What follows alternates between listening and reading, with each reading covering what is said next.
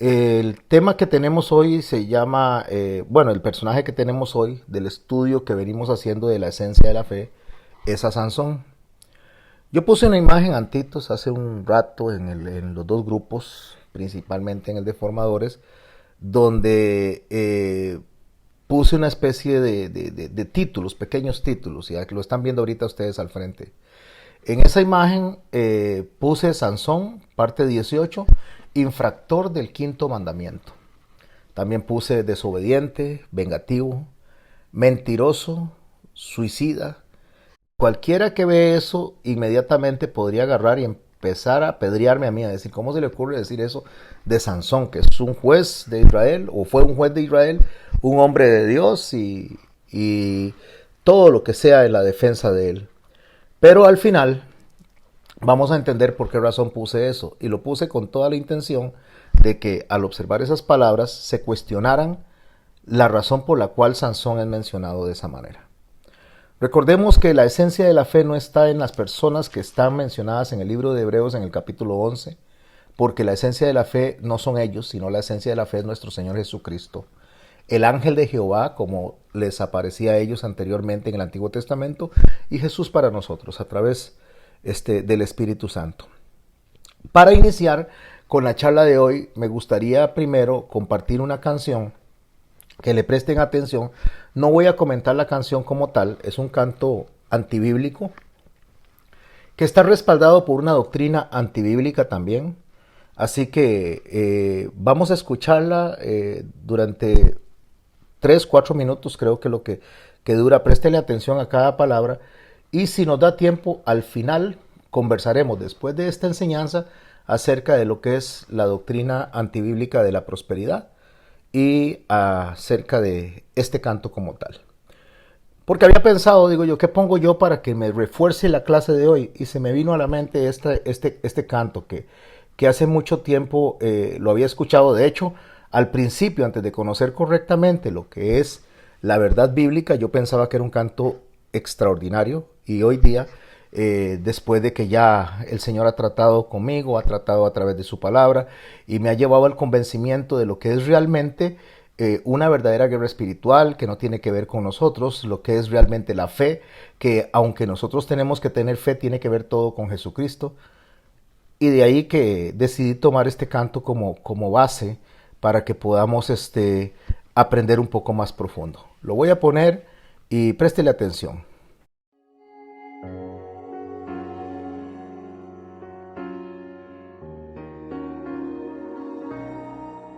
Aunque se levanten 1000 gigantes contra mí, no temeré. El enemigo no podrá tocar mi fe, porque Dios me ha cambiado el nombre y me hizo su hija. Y hoy soy cabeza y no cola, y ahora vivo de gloria en gloria.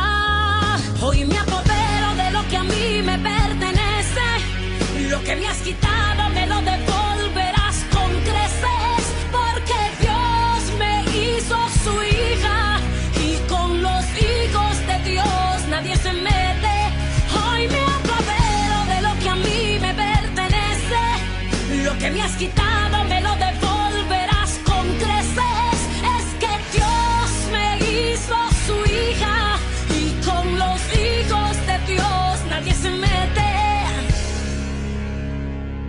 Él me hizo coheredera juntamente con Él, y me ha dado el poder para dar y desatar y declarar una palabra que cambie tu generación. Y hoy declaro que Él te devuelve lo que te robó. Hoy me apodero de lo que a mí me pertenece, lo que me has quitado me lo devolverás con creces, porque Dios me hizo su hija, y con los hijos de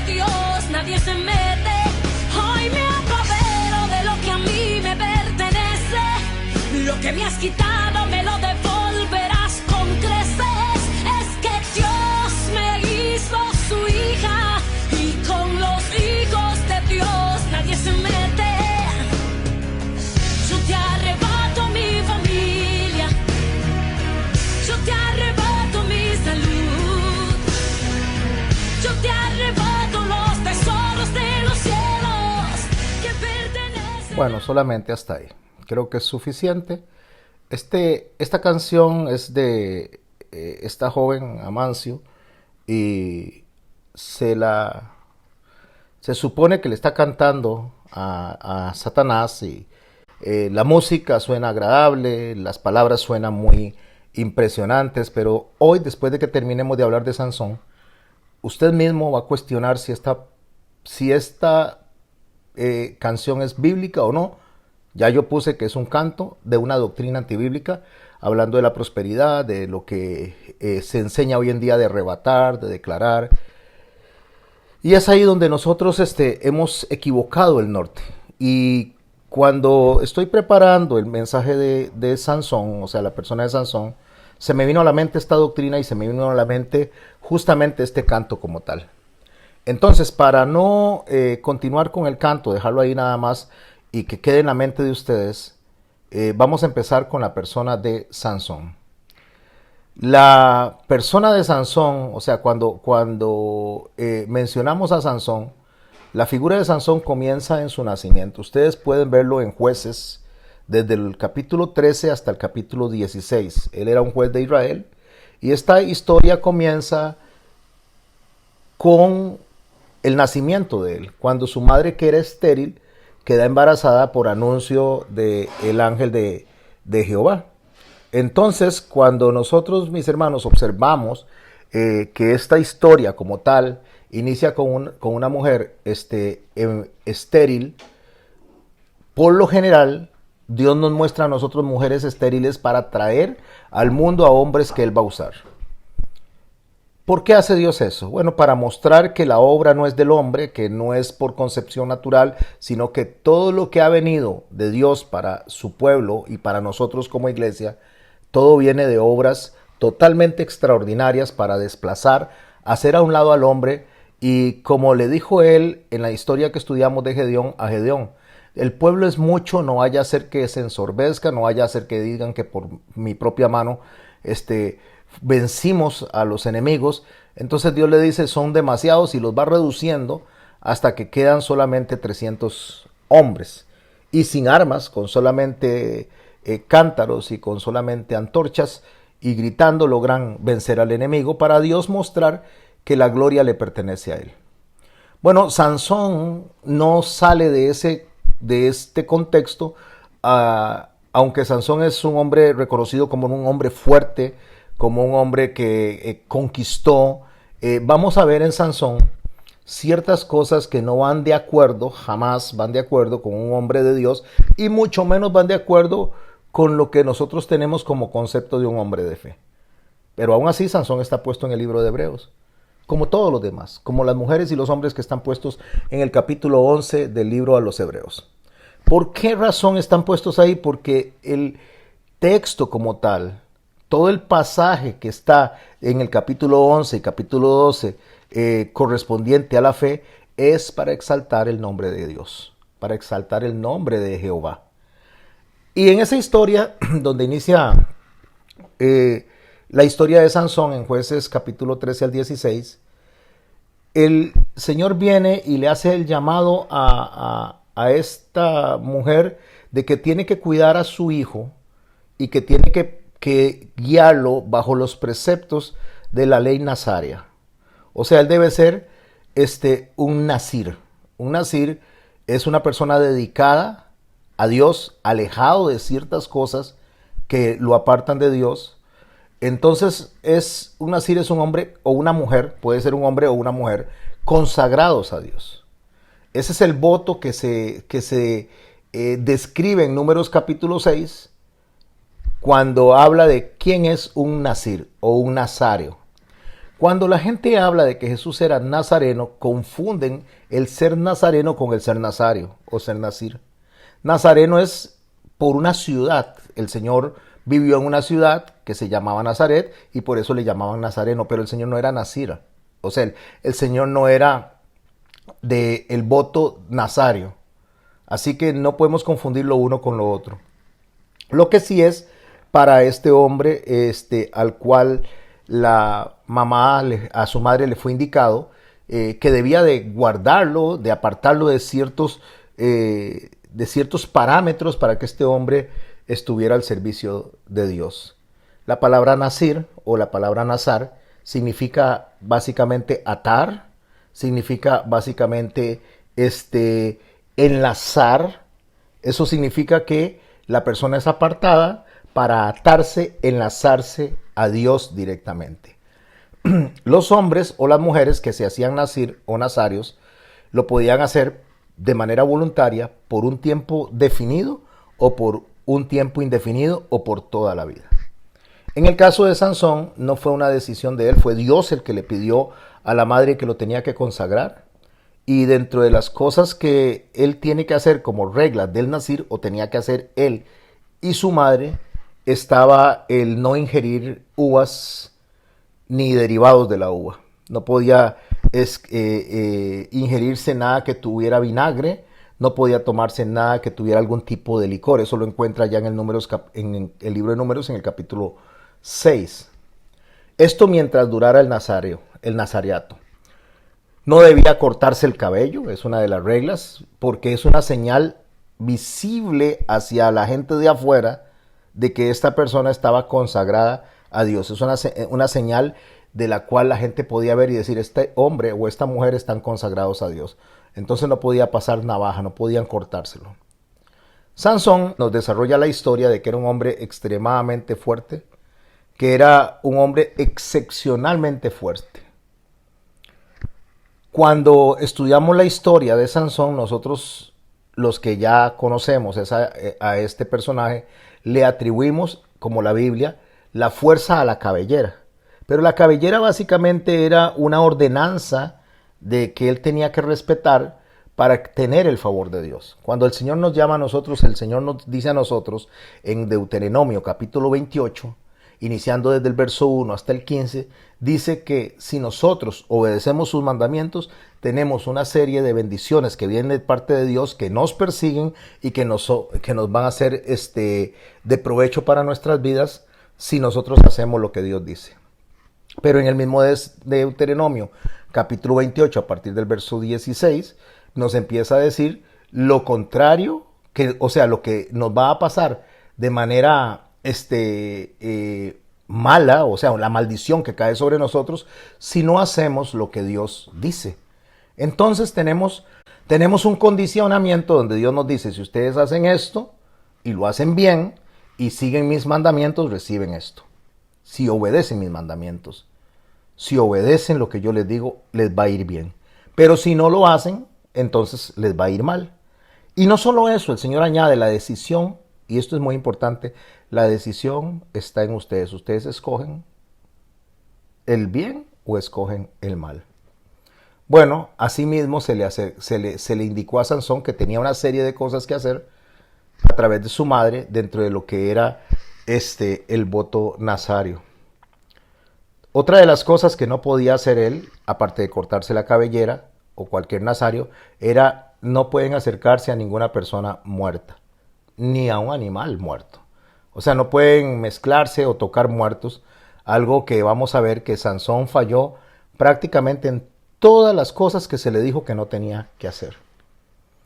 Ahora, si llega a tocar a una persona muerta sin querer o porque hay que sepultar a la persona, tiene que hacer un ritual de pureza, tenía que pasar por un ritual en el cual él podía quedar puro delante de Dios. El puro o la pureza delante de Dios es tahor. La pureza delante de Dios significa estar apto para cumplir con la misión, con el propósito de Dios. Y la palabra inmundo, que es tamé, en hebreo significa estar impuro o no estar en condiciones de cumplir el propósito de Dios. Nosotros creemos que la inmundicia tiene que ver solamente con el acto en sí de estar en pecado, Pero la inmundicia delante de Dios es básicamente estar muerto delante de Dios, estar en un estado en el cual Dios no nos usa a nosotros, no nos apoya porque estamos muertos para su propósito. Bueno, una persona que fallaba ese mandamiento en cuanto a los mandamientos cae en un estado de tamé, o sea, un estado de inmundicia, y debe ser limpiado por un protocolo de purificación que está debidamente descrito en el capítulo 6 del libro de Números. También existía el nazareato vitalicio, como en el caso de Sansón, o sea que nunca dejaba esa consagración, como los que lo hacían, como le digo, de manera temporal, por 1 año, por 2 años, por 3 años. Hay ciertas consagraciones que se pueden hacer para Dios por tiempos definidos. En el caso de Sansón no era así. En los textos más antiguos, cuando usted analiza los textos más antiguos, como Jueces capítulo 13 al 15, como 1 Samuel capítulo 1, verso 11, Génesis 49, 26, Deuteronomio 33, 16, el propósito del nazareato consistía en representar a Dios en la guerra. O sea, básicamente una persona que se dedicaba al nazareato, sea hombre o sea mujer, se volvía como un guerrero de Dios, del ejército de Dios. Y eso es lo que le tocaba a Sansón hacer. Cuando nosotros analizamos a Sansón dentro de sus historias, aunque voy a leer algunas cosas, como es una clase corta y necesito desarrollar toda la persona de Sansón en el día de hoy, hasta donde Dios me lo permita, para poder hablar de Jefté el próximo lunes. Una de las historias más famosas de Sansón, reduciendo todo esto, sintetizándolo, es la relación con Dalila. Los filisteos eran enemigos de Israel, eran enemigos por supuesto de Sansón como juez, y la historia nos dice que los enemigos, los filisteos, sobornaron a Dalila para que pudieran encontrar cuál era el secreto de la fuerza de Sansón. Dalila hace varios intentos, y después de varios intentos, él le revela a ella la razón por la cual él tiene esa fuerza, y él dice que es por su cabellera, que si corta su cabellera entonces que él iba a perder la fuerza. En su última hazaña, Sansón, después del festival de Dagón, sucede algo. Sucede que Sansón es llevado para entretener a los filisteos, porque una vez que Dalila lo entrega, lo primero que hacen es sacarle los ojos, cegarlo, y es la última vez que Sansón logra ver. Entonces, en la última hazaña, él es guiado por un lazarillo, al cual le dice que le ayude a poner las manos en las 2 columnas principales para matar a todos los filisteos, incluyéndose a sí mismo. A pesar de todas las debilidades que Sansón tenía, Sansón, y de los pecados, Sansón, en la mayoría de las predicaciones, en la mayoría de las enseñanzas, Sansón es recordado como un hombre de compromiso con el pueblo. Nosotros no logramos ver a Sansón en las escuelitas dominicales como un hombre que no es un buen ejemplo. Al contrario, como un hombre de buen ejemplo. En el caso de hoy, ustedes van a encontrarse conmigo sacando a Sansón tal y cual es. Y lo mismo que los demás personajes que hemos venido viendo. Porque si bien es cierto que Sansón refleja la redención de Dios y que pareciera que está cumpliendo el propósito de Dios, el Sansón, nos vamos a dar cuenta que realmente quien liberó al pueblo de Israel, quien cumplió el propósito de Dios, no fue Sansón. Entonces, ¿por qué razón está él en ese capítulo de la fe, en ese capítulo del libro a los Hebreos, en el capítulo 11? Bueno, en esa última hazaña, como les venía diciendo, Sansón es llevado para entretener a los filisteos, para eso fue llevado, y lo agarraron a él a burla.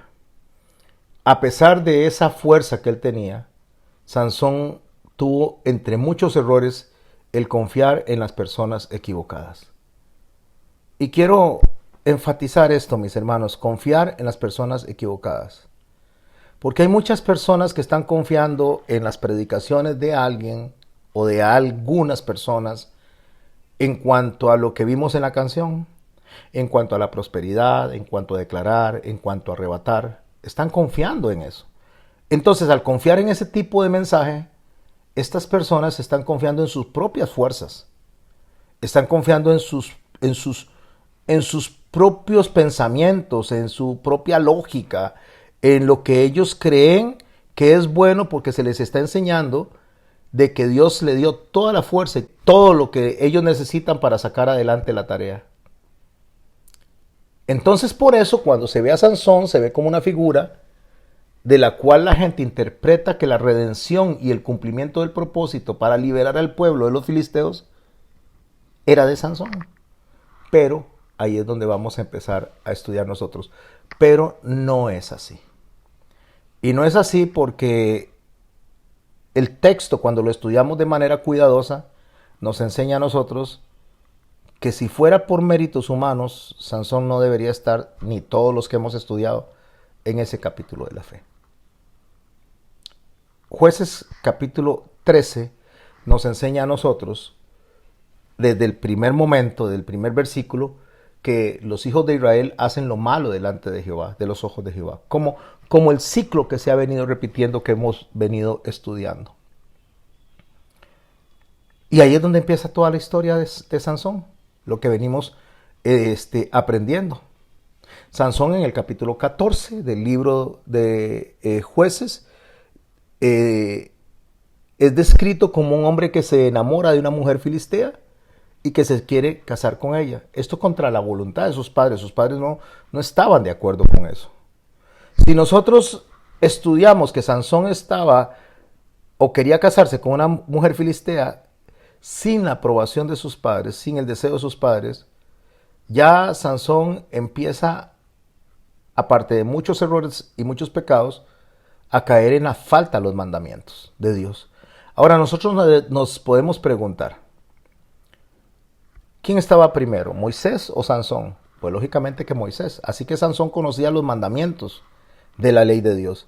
Y uno de los mandamientos de la ley de Dios está en Éxodo capítulo 20, en el verso 12, donde dice: honra a tu padre y a tu madre para que tus días se alarguen en la tierra que Jehová tu Dios te da. Y Sansón quiere casarse en contra de la voluntad de sus padres con esta mujer filistea y en contra de la misma ley de Dios. Aunque el mismo texto dice que Dios había permitido eso, había propiciado eso porque era parte del propósito de Dios. Sansón no lo sabe.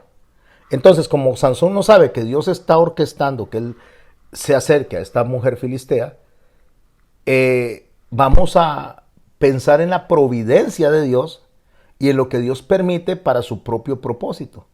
Pero en medio de eso, Sansón está haciendo una falta al mandamiento de honrar a su padre y a su madre porque él desconoce lo que Dios está haciendo.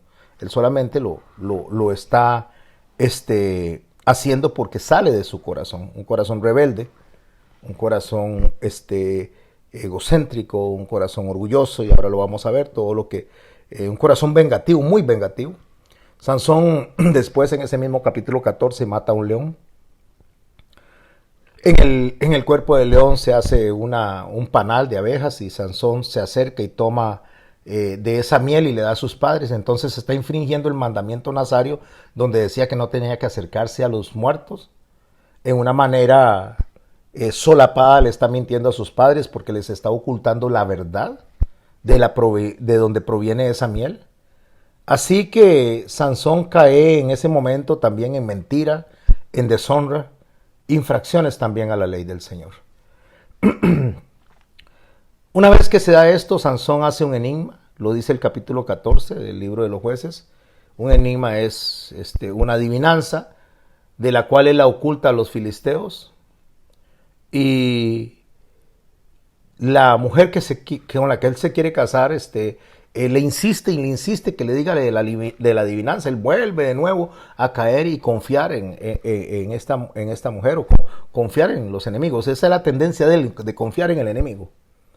Como hoy en día la gente, como les digo, confían en estas personas que predican esto de la prosperidad, del declarar, del decretar, sin consultar la Biblia, porque la Biblia dice otra cosa. Sansón confía en esta mujer, le dice el enigma, ella se lo revela a los filisteos. Sansón se enoja mucho, paga una apuesta que él había hecho de 30 túnicas de filisteos, matando a 30 filisteos, pero lo hace por venganza, lo hace por enojo. Eso no es algo que nosotros tengamos que aplaudirlo. Él lo hace simplemente para poder satisfacer su propio deseo de venganza. Así llegamos al capítulo 15 y Sansón viene y derrota en el capítulo 15 a 1000, mata a 1000 de 3000 filisteos usando solo una quijada de burro. Y a partir de ahí es que él conoce a Dalila, quien lo va a engañar haciéndole confesar el secreto de su fuerza. Entonces Sansón, en toda la historia, resumiéndola de una manera bastante rápida, Sansón cae en la desobediencia de las leyes de Nazareato, como les había dicho, en no respetar las reglas que se le habían establecido de no cortarse el cabello.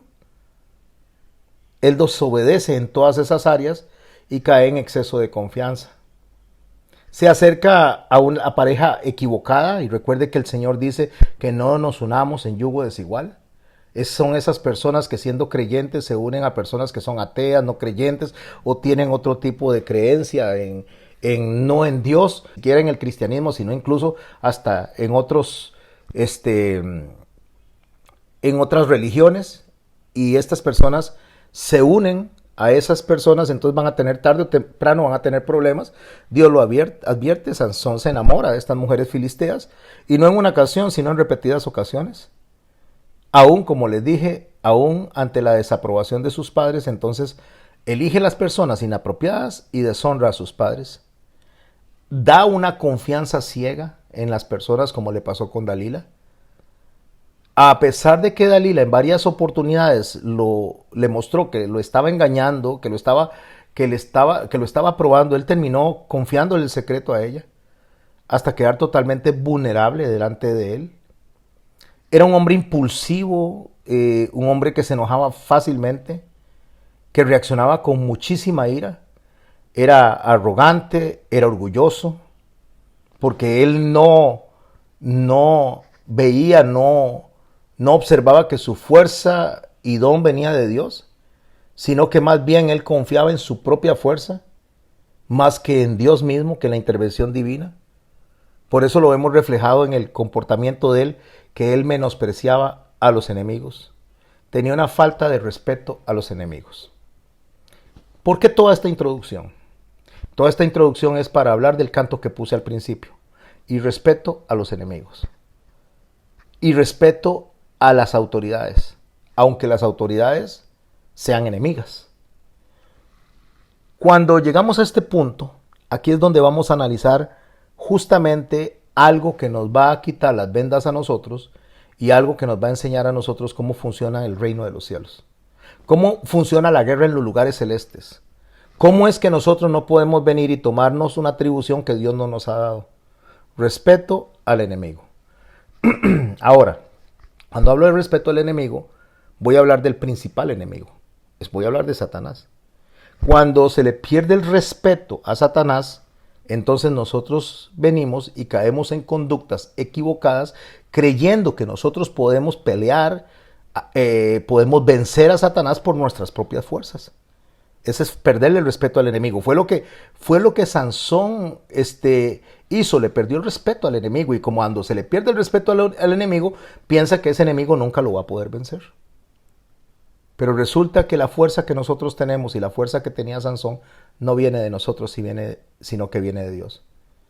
Antes de que alguien me lance una piedra y me digas cómo respeto a Satanás, deseo llevarlos a Judas capítulo 1. Bueno, es un capítulo el que hay en Judas.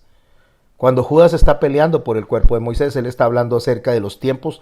Judas está desarrollando los tiempos proféticos de la apostasía, estos tiempos en los cuales estamos hablando de decretar, de declarar, de pelear, de esas guerras espirituales que la gente está promocionando, como que usted viene y puede ir y destruir lo que quiera solamente porque tiene el poder y reclame ese poder.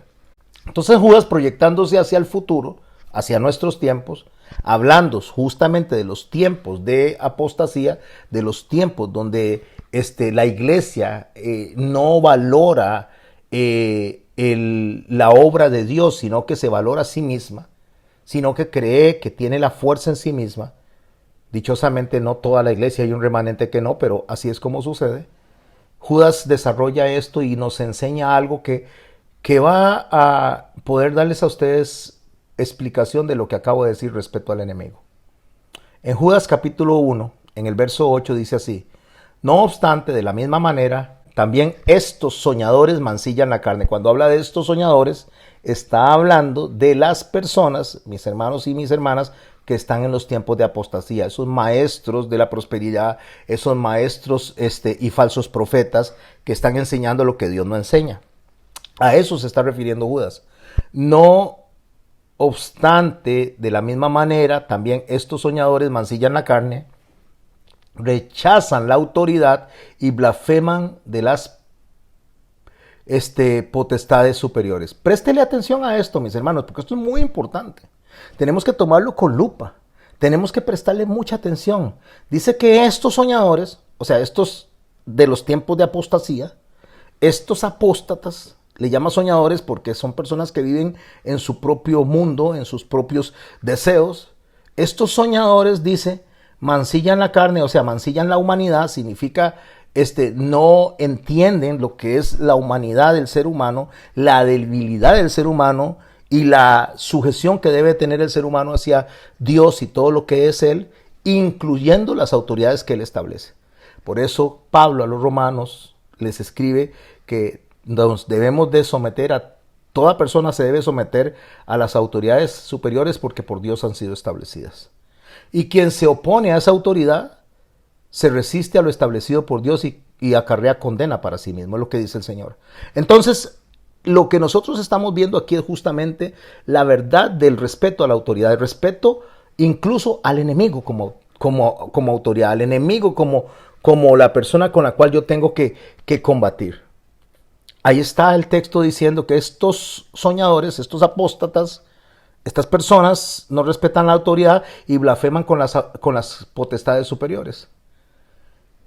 Y explica el verso 9, pero es haciendo una comparación de cómo es en el reino de los cielos y cómo sucede aquí en la tierra con estos soñadores, con estos seres humanos, amancilladores de su propia humanidad, comparado cómo funciona en el reino de los cielos. Pero cuando el arcángel Miguel, déjeme decirle, mis hermanos, que es el guerrero más fuerte que Dios tiene descrito dentro de la Biblia, el que va a estar al final peleando, el que estaba en favor de Daniel, el que está al frente de los guerreros del Señor, estoy hablando de los lugares celestes. El arcángel Miguel dice, cuando el arcángel Miguel contendía con el diablo es Satanás, está peleando el arcángel Miguel. ¿Quién es el arcángel Miguel? El arcángel Miguel es una autoridad delante de Dios y es importante que sepamos que el arcángel está por debajo en la autoridad, en la escala jerárquica está por debajo de los querubines. Un arcángel está más cerca de la obra humana que de la obra celestial. Los querubines no pueden ser vistos por los hombres, mas los arcángeles sí se le han presentado a los hombres, como el arcángel Gabriel, que le trajo un mensaje a María, que trae los mensajes a la humanidad. El arcángel Miguel está dentro de ese rango. Los querubines tienen más autoridad que los arcángeles. Y cuando él está contendiendo con el diablo, está contendiendo con un querubín caído, un querubín que perdió la posición en los cielos, pero sigue siendo un querubín. Entonces el arcángel Miguel contendía con el diablo, o sea, con este querubín, disputando por el cuerpo de Moisés. Por si me van a preguntar más tarde por qué peleaba por el cuerpo de Moisés, es porque Dios enterró a Moisés, para que nadie fuera a la tumba de Moisés y hiciera de Moisés un dios. Entonces Dios mismo enterró a Moisés. Dicho esto, continuó con el texto. Está el arcángel Miguel, que está por debajo del escalafón de los querubines, peleando con Satanás, que es un ex querubín, pero sigue teniendo esa posición de autoridad, aunque no en los cielos, lo sigue teniendo en los lugares celestes.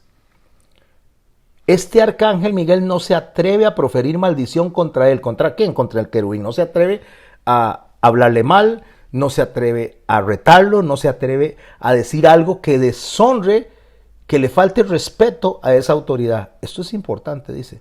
No se atrevió a proferir juicio de maldición contra él, sino que dijo, el Señor te reprenda. ¿Por qué? Porque él sabe perfectamente cómo es el orden celestial. Lo mismo que Pablo le enseña a los romanos y le dice, sométase toda persona a toda autoridad superior.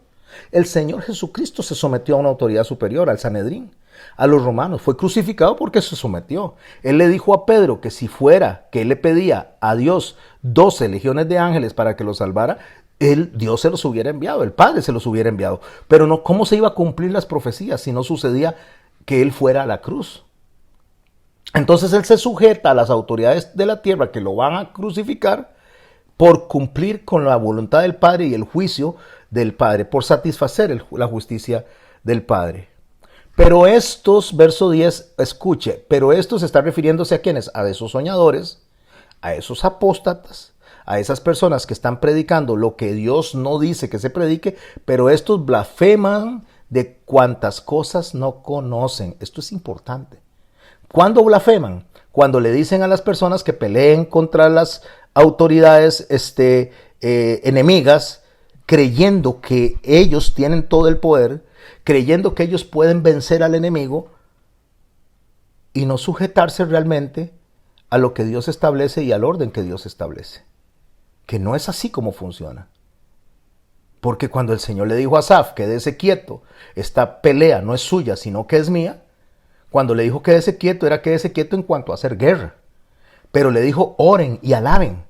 Porque la iglesia lo que tiene que hacer es orar, alabar, exaltar al que tiene la guerra, al que pelea la verdadera batalla, y nosotros lo que tenemos que hacer es adorarlo a él, porque él es el Rey de Reyes, Señor de Señores, es el guerrero de los ejércitos de Jehová, es Jesucristo, no nosotros.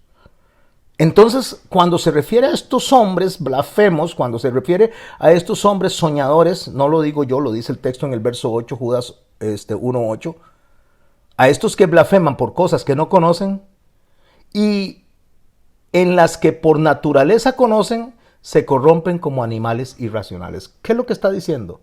Son unos corrompidos. Son unos corrompidos porque están haciendo una pelea que Dios no les mandó a hacer. Son unos corrompidos porque están enseñándole a la iglesia, estamos hablando de tiempos apóstatas, a la iglesia a pelear de la forma que Dios no mandó a pelear, porque eso no fue lo que Dios mandó a hacer. Porque al igual que con Gedeón, el Señor dice, no vaya a ser que digan que ustedes tuvieron la ganancia, no vaya a ser que ustedes digan que ustedes fueron los que vencieron. No sé si recuerdan la canción y las palabras que se estaban diciendo durante la canción. Vamos a irnos a Zacarías capítulo 3 para ver una línea que no se cruza, que no se debe cruzar.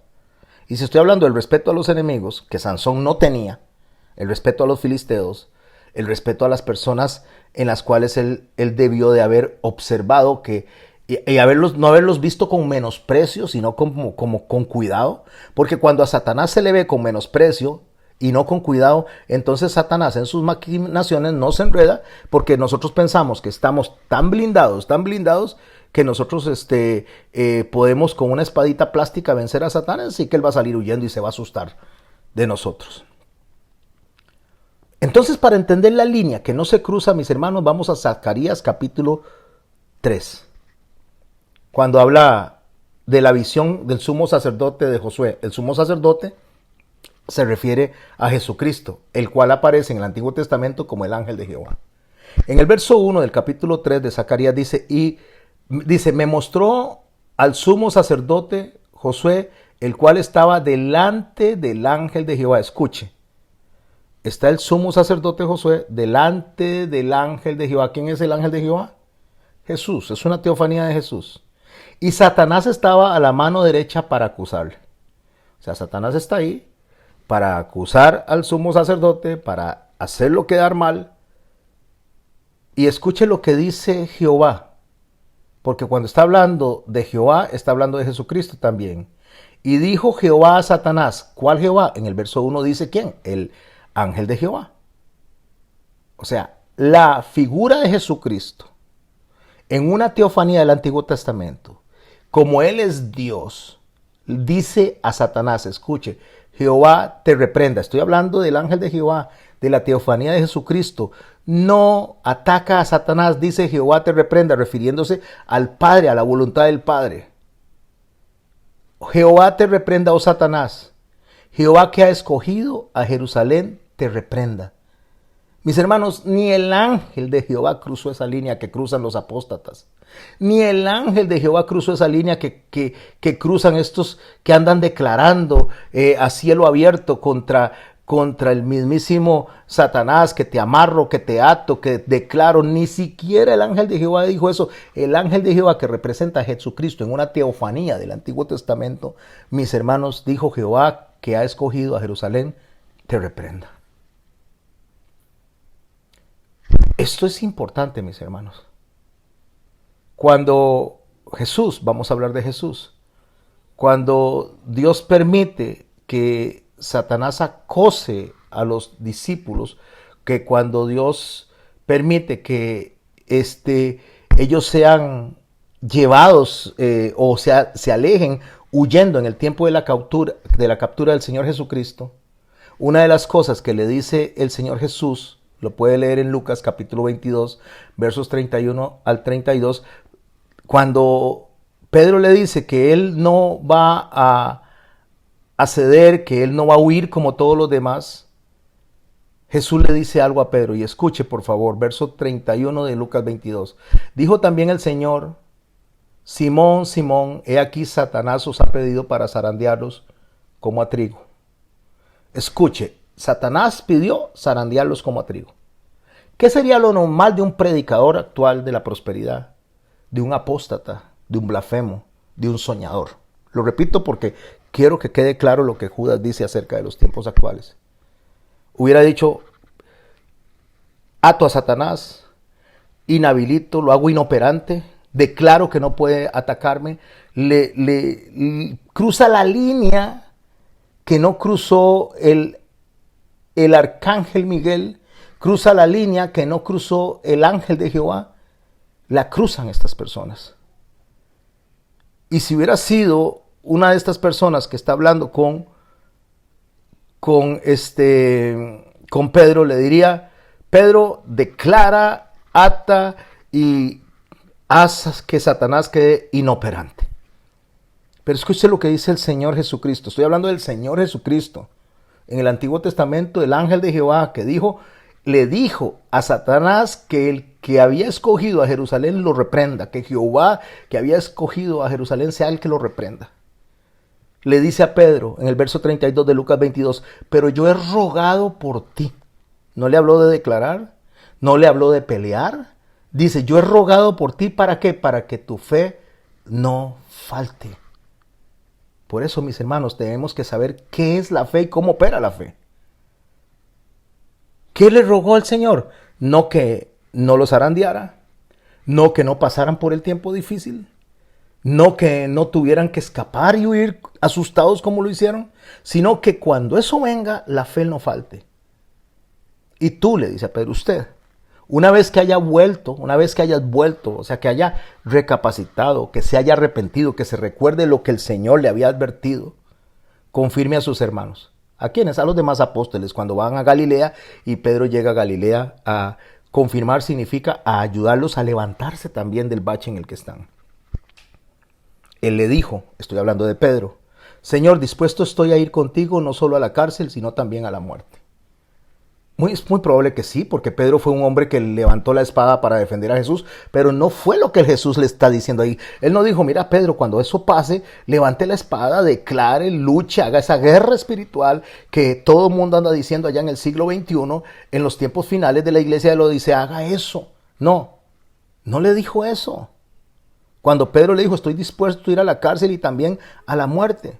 Lo que le dijo, Pedro, te digo que el gallo no cantará hoy antes que tú me niegues 3 veces que me conoces.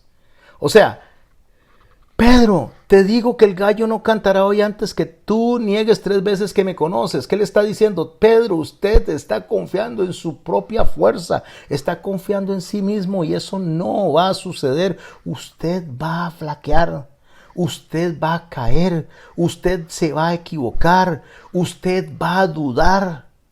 Y yo he orado para que cuando eso pase, usted se logre levantar y pueda regresar al camino en el cual yo le he puesto. Eso le pasó a Abraham, el padre de la fe, cuando llegó a Egipto y tuvo miedo de que lo mataran. Entonces vino y dijo que su esposa era la hermana para salvar su pellejo. Y eso le pasó a cada una de las personas que están descritas en este maravilloso pasaje de la fe, cuando han fallado, cuando se han equivocado. Le pasó a Gedeón, que terminó haciendo, promocionando llevando, impulsando a su pueblo a la idolatría con el efod que se había hecho. Eso le pasó a Josué cuando falló y negoció con los enemigos y terminó dejando que el enemigo se infiltrara dentro de el pueblo. Eso le ha pasado a cada ser humano que cree que es su fuerza la que sostiene el reino de los cielos. En Mateo, en capítulo 17, mis hermanos y mis hermanas, dice en el verso 24 que cuando llegaron a Cafarnaúm, vinieron a Pedro los que cobraban las 2 dracmas. Y le dijeron, vuestro maestro no paga las 2 dracmas. Había que pagar impuestos por predicar al templo. Jesús estaba predicando, entonces debía de pagar impuestos y Pedro debía pagar impuestos según la mente de los recaudadores de impuestos. Él dijo, estoy hablando de Pedro, sí hay que pagar impuestos, por supuesto. Y al entrar a la casa, él se acerca donde está Jesús, sin que nada le diga, sin que no le diga absolutamente nada a Pedro, ya que Jesús es Dios y es omnisciente y no necesita que le digan nada, él lo sabe antes de que suceda. Jesús le habló primero diciendo, ¿qué te parece, Simón? Le dice. Pedro no ha abierto ni la boca, pero él sabe lo que Dios es Jesucristo, que es Dios, él sabe lo que está pasando allá. ¿Qué te parece, Simón? Dice, los reyes de la tierra, ¿de quiénes cobran los tributos o los impuestos? ¿De los hijos o de los extraños? Está hablando de en la tierra, para hacer una separación de lo que es el reino de los cielos y de lo que es la tierra. Pedro le respondió, de los extraños. Jesús le dijo, luego los hijos están exentos. O sea, si no lo cobran de los hijos del rey, entonces quiere decir que están exentos, no tienen que pagar. Porque ¿quién está ahí? El rey. ¿Quién es el rey? Jesucristo. ¿Y quién es el hijo del rey? Pedro, que está ahí. Entonces le dice, ni usted tiene que pagar, ni yo tengo que pagar impuestos. Pero dice el verso 27, sin embargo, para no ofenderles, respeto al enemigo. Sin embargo, para no ofenderles, está hablando Dios, está hablando el rey. Y está hablando de un grupo de personas que están afuera cobrando impuestos que él pudo haberle dicho, no les pago y ahí caigan muertos si quieren. Sin embargo, para no ofenderles, ve al mar, echa el anzuelo y el primer pez que saques, tómalo y al abrirle la boca hallarás un estatero. Toma y dáselos por ti y por mí. ¿Por qué? Porque un estatero son 4 dracmas. El impuesto eran 2 dracmas por cada persona, 2 por Pedro y 2 por Jesús. Entonces cuando él le dice, vaya y tome el pez, se da el milagro de que tiene adentro un estatero que corresponde a 4 dracmas. Y va y paga el impuesto por los 2. Mateo capítulo 11, verso 25. En aquel tiempo respondiendo Jesús dijo, hablando y orando con el Padre, te alabo, Padre, Señor del cielo y de la tierra, porque escondiste estas cosas de los sabios y de los entendidos y las revelaste a los niños. Sí, Padre, porque a ti te agradó. Todas las cosas me fueron entregadas por mi Padre, y nadie conoce al Hijo sino al Padre, ni al Padre conoce alguno sino el Hijo, y aquel a quien el Hijo lo quiera revelar. Venid a mí todos los que estáis trabajados y cargados, y yo os haré descansar. Y escuche lo que dice el verso 29, que es la clave de lo que vamos a hablar en un rato. Llevad mi yugo sobre vosotros, y aprended de mí que soy manso y humilde de corazón, y hallaréis descanso para vuestras almas, porque mi yugo es fácil y mi carga ligera. Mis hermanos, vuelvo, está hablando Dios, está hablando el Rey de Reyes, y dice, lleven el yugo. Yo soy manso y humilde de corazón. ¿Qué hace un hombre manso? Un hombre manso es la persona que tiene el poder, que tiene el ejército, que puede destruir al enemigo, pero lo respeta, no lo destruye. Porque es humilde, porque no se cree más que el que está al frente. Porque va a respetar para darle la oportunidad al enemigo de arrepentirse. En este caso, cuando el Señor está hablando de ellos, es cómo van a reaccionar ellos ante las agresiones, ante las persecuciones. Le dice, lleven mi yugo sobre ustedes, porque mi yugo es, dice, mi yugo es fácil y ligera es mi carga. ¿Qué significa tener nosotros el yugo del Señor y que sea fácil? ¿Y qué significa que la carga sea ligera? Para eso, seguimos con Sansón. Nosotros tenemos que entender en la persona de Sansón lo que el Señor está diciendo. El que tiene la fuerza, el que tiene los argumentos, el que tiene realmente la razón, no se defiende, no pelea, no trata de dejar a aquel en ridículo, no lo trata de dejar en mal. El que tiene la fuerza no usa la fuerza para matar, para destruir al que está al frente. Lo llama al arrepentimiento, le da una oportunidad de arreglar las cosas, aunque tenga la fuerza. Y eso viene por la humildad. Yo soy manso y humilde de corazón, dice. ¿Y de corazón por qué? Porque mi yugo es fácil y mi carga ligera. ¿Qué hace que el yugo sea fácil y la carga ligera? Muchas de las acciones, mis hermanos y mis hermanas, de Sansón estaban impulsadas por la venganza. Él creía más en la venganza que en la justicia divina. En la matanza de los filisteos que mencioné, después de que lo engañaron y engañaron a la esposa y terminaron matando a la esposa y al padre de la que iba a ser su esposa, la terminaron quemando. Él vino y se vengó de ellos. Con los filisteos también. Él lo que quería en todo momento era vengarse, era un corazón vengativo. Jesús, cuando dice mi carga es fácil, mi yugo es fácil y mi carga es ligera, lo que está diciendo él es, yo no atesoro resentimientos, yo no atesoro venganzas, yo no quiero sobresalir, yo no vine a defenderme, yo vine a morir por ustedes, yo vine a rescatarlos, yo no vengo a condenarlos, ya ustedes están condenados, yo vengo a salvarlos, siendo Dios no viene a condenarnos, sino a llamarnos a la salvación porque ya estamos condenados. Él no viene a acusarnos, Él lo que viene es a decirnos arrepiéntanse, regresen. Teniendo Él el poder de exterminarnos, dice Dios a través de Malaquías que se acuerda que somos polvo y no lo hace, porque Él es manso y humilde. Pero nosotros creemos que tenemos la razón y atacamos a todo el mundo, lo hacemos sentir mal, queremos pisotear a las personas por lo que sabemos, por la fuerza que tenemos, por la plata que tenemos. Si usted analiza, la mayoría de las personas cuando tienen plata son una cosa y cuando no tienen nada son otra. Entonces, ¿qué hace Dios con un creyente que tiene plata y se le suben las ínfulas? Le quita eso para que aprenda para que aprenda lo que es ser manso y humilde de corazón. Así que vamos a cerrar con este hombre, con Sansón, para entender lo que significa perfectamente que el yugo es fácil y que la carga es ligera. Jueces 16, a partir del verso 18. Viendo Dalila que él había descubierto todo su corazón, escucha, había descubierto todo su corazón. ¿Qué significa eso? Que había depositado su confianza completa en Dalila. ¿Cuál es el primer mandamiento? Amar a Dios por sobre todas las cosas. ¿Cuál es el primer mandamiento? Amar a Dios con todas las fuerzas, con toda la mente, con todo el corazón y con todo el cuerpo. Es un todo. Cuando usted ama a Dios con todas las fuerzas, con todo el corazón y con todo, usted va a confiar en lo que Dios dice, no en lo que dicen hombres, blasfemos, soñadores, apóstatas. Él confió en Dalila, le confió el corazón que le pertenecía a Dios, la consagración que le pertenecía a Dios, se la confió a Dalila. Entonces Dalila dice que envió a llamar a los principales de los filisteos diciendo, venid esta vez porque él me ha descubierto todo su corazón, o sea, me ha confiado todo.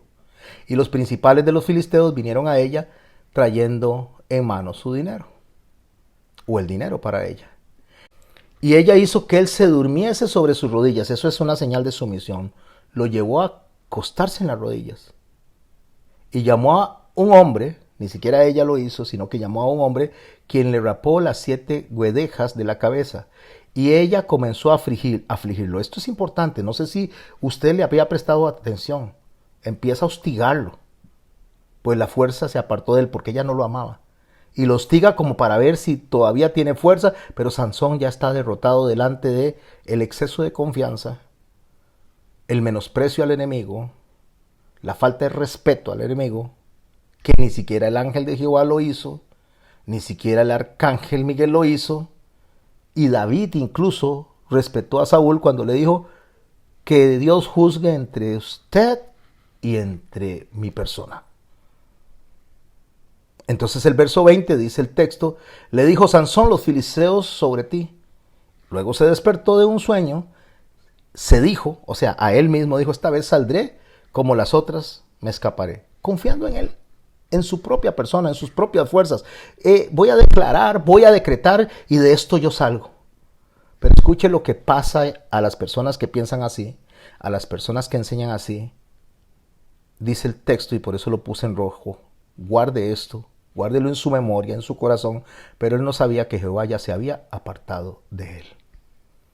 Estaba tan soberbio, estaba tan arrogante, estaba tan envanecido, estaba tan confiado en su propia humanidad y en sus propias fuerzas, que no eran ni siquiera de él, que olvidó la obra, el llamado, la consagración, y no se dio cuenta de que Dios se había apartado de él.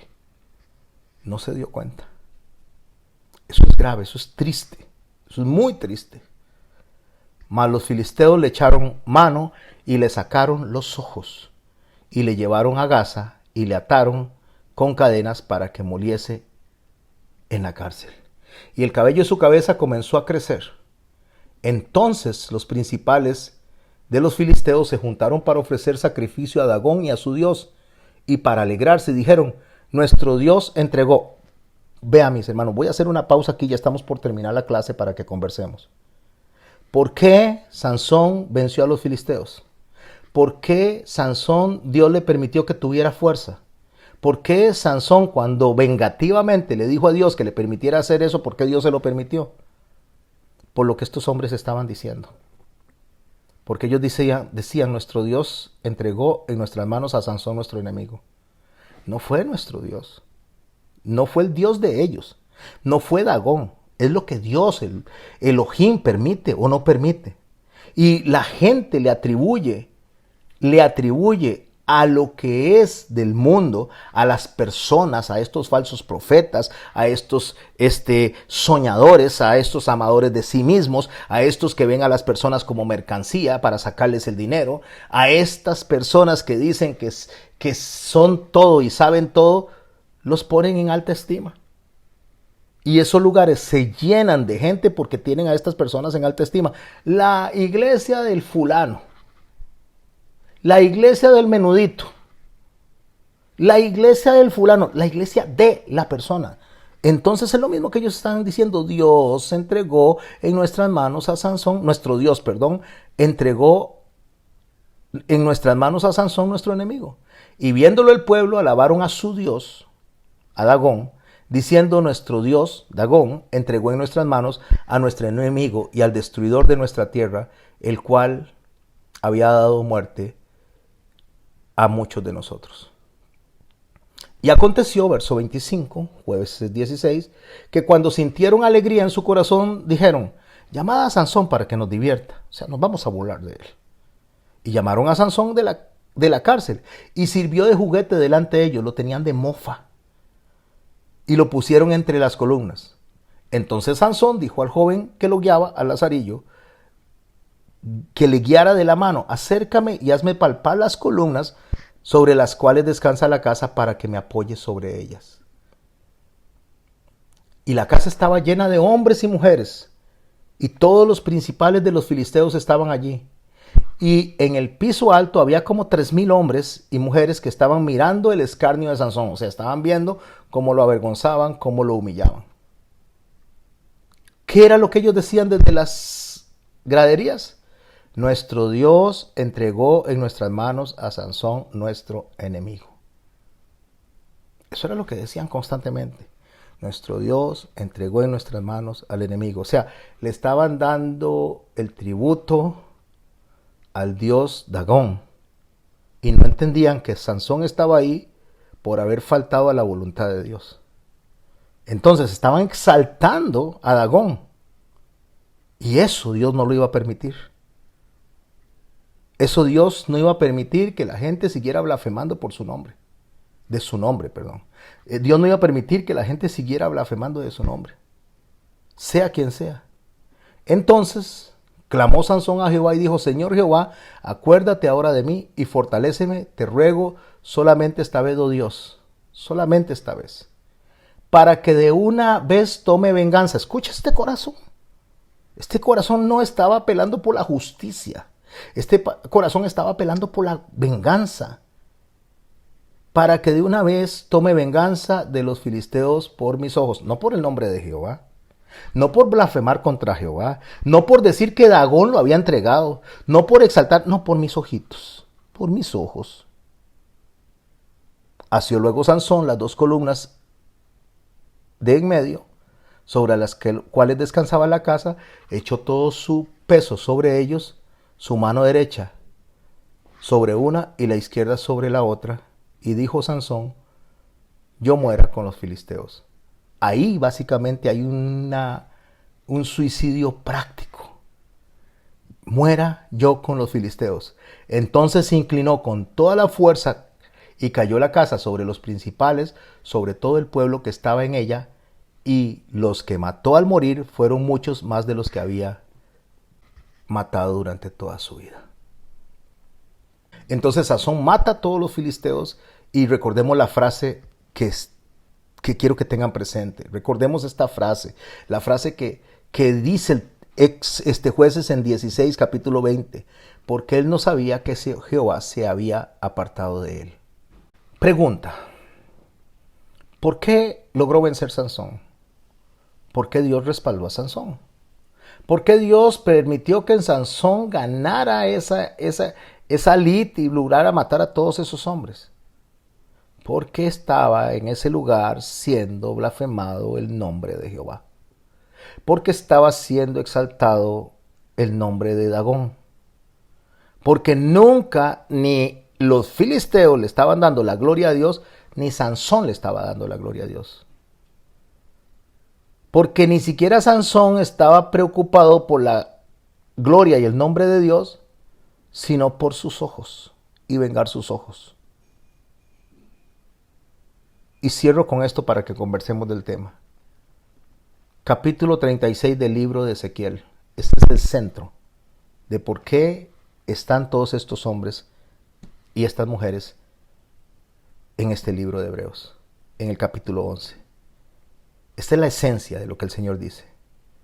Ezequiel 36, verso 22. Por tanto, di a la casa de Israel: así ha dicho Jehová el Señor. No lo hago por vosotros, oh casa de Israel, sino por causa de mi santo nombre.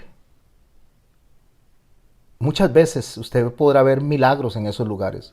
Muchas veces ustedes podrán observar que estas personas parece que salen bien con lo que están haciendo, pero es porque Dios está honrando su nombre. No a las personas, sino su nombre. Y dice que no lo hago por vosotros, oh casa de Israel, sino por causa de mi santo nombre, el cual profanasteis vosotros entre las naciones donde habéis llegado.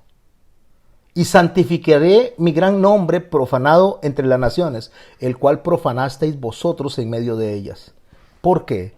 Y sabrán las naciones que yo soy Jehová, dice Jehová el Señor, cuando sea santificado en vosotros delante de sus ojos. Mis hermanos y mis hermanas, regresando a la esencia de la fe, regresando al tema que nos compete a nosotros hoy, regresando a poder reconocer por qué está escrito este libro sacerdotal, por qué está escrito hombres y mujeres que están descritos ahí como testigos o gran nube de testigos alrededor nuestro para poderlos observar.